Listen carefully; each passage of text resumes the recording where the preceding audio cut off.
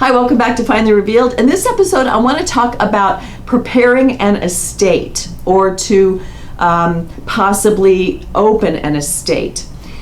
When someone dies, you have the family situation and taking care of the funeral and things like that.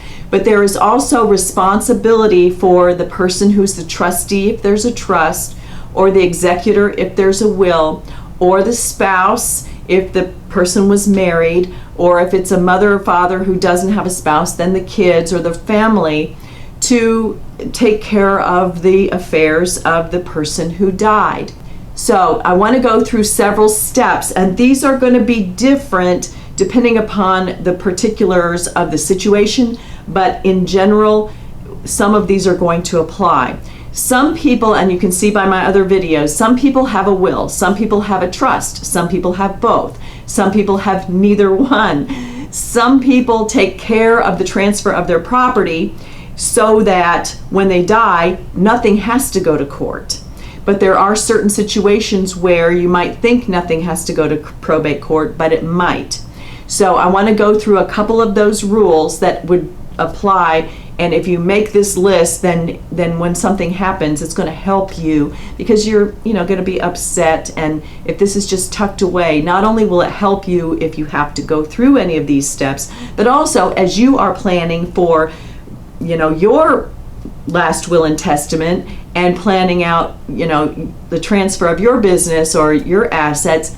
These are kinds of things that you'll kind of go, oh, so you might leave some clues or information for the people that might be doing this for you. So I hope it helps in that way.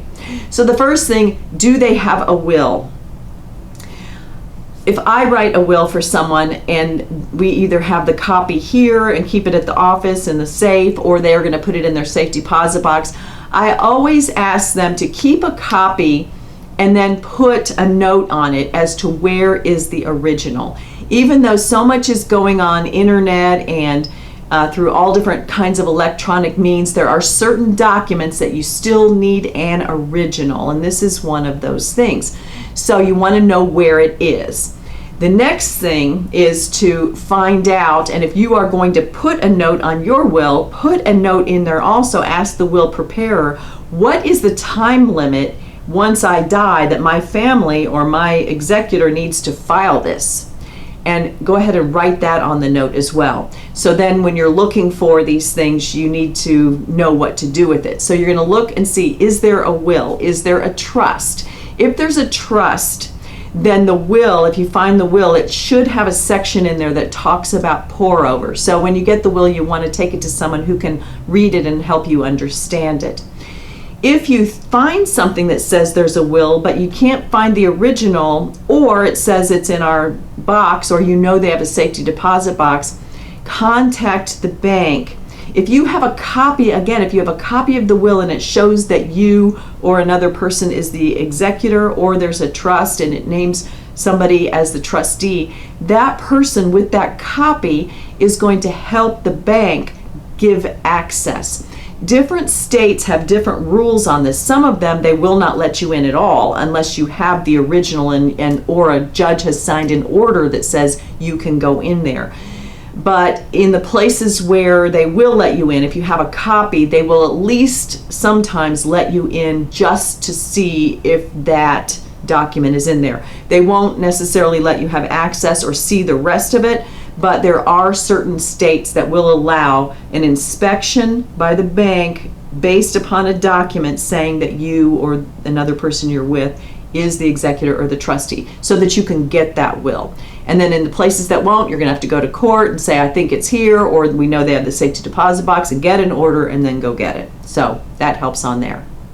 The next thing is insurance policies. You want to gather the insurance policies. You want to gather bills that they have. You want to gather information on Social Security and disability, or any retirement benefits, veterans benefits and things, because they're going to need to be notified. You need to get multiple copies of the death certificate. Usually 10 to 12 is good. Then you're going to need to make a list of all of the relatives and where they live, and if there are any young ones, what their ages are, because if it's under 21, it might make a difference. And then you want to make a list of the property. If there's real estate, if there are bank accounts, if there are investments, if there is jewelry and things like that, you're going to want to make a list. If there are investments or stocks or things on any of those types of reports, you want to make a list of those with any values. The same thing with bank accounts.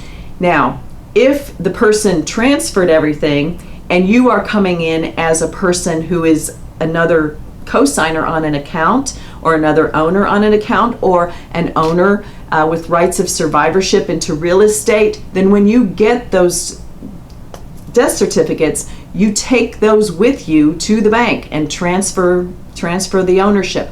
File it with the county, transfer the title to the real estate, take it to the DMV to transfer the title on the car, and that will work if there's a pay on death or joint ownership or things like that. That's why you need the multiple copies of the death certificate. Then you'll also be sending it away with letters and sometimes affidavits or beneficiary forms to insurance companies or investment companies or a broker for anything like that. So I hope that these tips are helpful. If they were, give me a thumbs up, or if you learned something, leave any comments or questions below. I have a whole section on wills and trusts and those kinds of things, so you can look in the playlists for that.